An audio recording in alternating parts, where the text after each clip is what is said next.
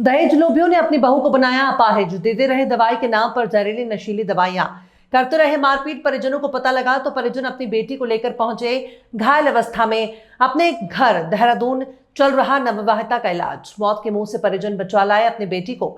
ससुरालियों ने योजनाबद्ध तरीके से अपनी बहू को मारने की पूरी साजिश, जहरीली नशीली दवाई नवविवाहिता को देते रहे। परिवार पीड़ित को गोद में उठाकर पहुंचे एसएसपी कार्यालय। थाने में नहीं हुई कोई सुनवाई। आपको बता दें, पूरा मामला उत्तराखंड के थाना झबरेड़ा का है, जहां एक गरीब परिवार अपनी बीमार घायल अपाहिज को गोद में उठाकर एसएसपी के यहां लेकर पहुंचे और ससुरालियों और पति के खिलाफ दिया शिकायती पत्र। शिकायती पत्र लेकर आए रिश्तेदारों ने बताया कि वो लोग उत्तराखंड जिला हरिद्वार थाना झबरेड़ा के झबरेड़ी कला ग्राम के रहने वाले हैं। अपाहिज शालू के माता पिता नहीं हैं। 2 वर्ष पूर्व शालू की शादी बड़ी बहन और कुछ रिश्तेदारों ने मिलकर सहारनपुर के थाना देवबंद ग्राम मथौली में की थी।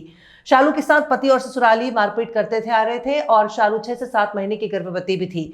लगातार उसके साथ मारपीट करते आए। शालू से डिमांड की जाने लगी। शालू की हालत बिगड़ी और जब डॉक्टर को दिखाया तो उन लोगों ने डॉक्टर की दवाई न देकर उससे कोई नशीली जहरीली दवाई देने लगे।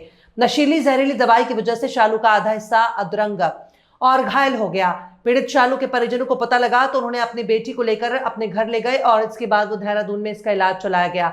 6 महीने बाद इलाज चलने के बाद शालू को होश आया। ससुराल पक्ष के लोगों को सूचना दी गई पर वो लोग नहीं आए। मेरा नाम अंकुर है सर। कहाँ से आए हैं आप? हम आए हैं जी, झबरेड़ी कला पड़ता है, झबरेड़ा थाने में, डिस्ट्रिक्ट हरिद्वार में। अच्छा, क्या मामला है? मामला यह है, जो लड़की है इसका नाम शालू है और ये इसका जो हमने शादी करी थी वो गांव पड़ता है महतोली, देवबंद थाने में। 2 साल पहले इसकी शादी हुई थी। शादी होने के बाद ये प्रेग्नेंट रही। 6 महीने का बच्चा जो था, 6 महीने की टाइम में वो थोड़ी प्रॉब्लम हुई, उन्होंने दवाई नहीं दिलवाई तो 6-7 महीने के हिसाब से मेरे ख्याल से नॉर्मल बच्चा भी हो गया था। नॉर्मल बच्चा हो गया था, उन्होंने ध्यान नहीं दिया। ध्यान ना देने पे तो बच्चे का ये हिस्सा बिल्कुल खत्म हो गया। दवाई उन्होंने पता नहीं किस तरह की दी, कैसे दी, हमें नहीं पता इस चीज का। और कोई बात नहीं, हिस्सा खत्म हो गया, वो बच्चा भी एक्सपायर हो गया। उसके बाद उन्हें बोला गया कि वो हमारी गुड़िया को हमें बोला कि इसे घर ले जाओ अपने। हमने सोचा कोई बात नहीं भाई, घर ले आओगे, कोई बात नहीं है कि घर आकर ठीक हो जा, अपना ध्यान रखेंगे। जब उन्होंने इलाज नहीं कोई कराया तो हमने इसे डॉक्टर के यहाँ दिखाया। इसका हिस्सा खत्म था, ये बोल रहे नहीं तो उस टाइम बिल्कुल भी। खाने पीने का कोई ध्यान नहीं, कोई सिस्टम नहीं। अब क्या है, अब जब कम से कम 6-7 महीने से हमारे यहाँ है, अब तो बोलना भी शुरू कर दिया। थोड़ा सा हिस्सा तो ये खत्म ही है भाई जी इसका। अब क्या है, 6 महीने से हल्का सुधार है इसमें, 1-1.5 महीने से। अब क्या है, वो ना तो ले आने के लिए तैयार है, ना कोई बात करने के लिए तैयार है। ये लड़की को हमने पूछा कि जो प्रतिनिधि से किया ना, वो इसलिए किया कि मुझे बाइक दो, क्योंकि गरीब आदमी है, इतनी बड़ी शादी नहीं कर सकते, माँ बाप इसके है नहीं। हम भी इनके सहयोग में है, हमारे परिचित है, हमारे बस ये परिवार के ही मान लो। हम भी जितना सहयोग हो रहे, सहयोग कर रहे हैं, साथ में जा रहे। हमने एक रिपोर्ट बल्कि चौकी में भी कराई थी। ये महतोली चौकी में पड़ती है, कौन सी चौकी है वो, जो भी पड़ती है इनके गांव में, वहाँ भी कोई कार्रवाई नहीं हुई, कुछ नहीं हुआ। उसके बाद यहाँ कप्तान साहब के यहाँ आई, यहाँ आश्वासन दिया कि मुकदमा दायर होगा। मुकदमा दायर ही करना उन्हें, वो मानने को तैयार नहीं है। वो कभी कहते हैं हम नेता हैं, गाँव से किसी का फोन कराना, हमारे विधायक जी हमारे हैं, तुम देखकर क्या कर लोगे। वो दूसरी शादी करने की तैयारी में है। क्या नाम आपको? शालू। शालू, क्या घटना हुई आपके साथ? मैं प्रेग्नेंट थी 6 महीने की। अच्छा, तो मेरे पेट में दर्द रहता। अच्छा, तो मैंने अपने ससुराल वालों को बताया, अपने हस्बैंड को बताया कि मेरे पेट में दर्द हो रहा है बहुत, मुझे डॉक्टर का दिखा लाओ। तो ना तो मैं डॉक्टर का ले गया, ना किसी डॉक्टर को बुलाया। गाँव में से ही दवाई दी बस।